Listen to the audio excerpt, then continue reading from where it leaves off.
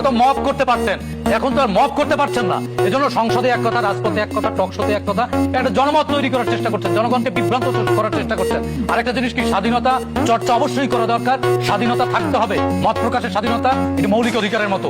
এই অবাধ তথ্যের যুগে স্বাধীনতা কিন্তু শালীনতাকে স্কিপ করতে পারে না। ওনারা মাঝে মাঝে হয় কি, স্বাধীনতাই বোঝেন না, স্বাধীনতা সংজ্ঞাই বোঝেন না। স্বাধীনতা মানে শাহবাগে কিন্তু অশ্লীল ভাষায় স্বযুক্ত বর্ণ দিয়ে, স্বযুক্ত শব্দ দিয়ে সরকারের সমালোচনা করা কিন্তু স্বাধীনতা না। স্বাধীনতা মানে হচ্ছে গঠনমূলক সমালোচনা করা। প্রকাশের স্বাধীনতা অর্থই না জাতীয় সংসদে জাতীয় সঙ্গীত বাজবে আর আপনি হট্টগোল করবেন, বসে থাকবেন।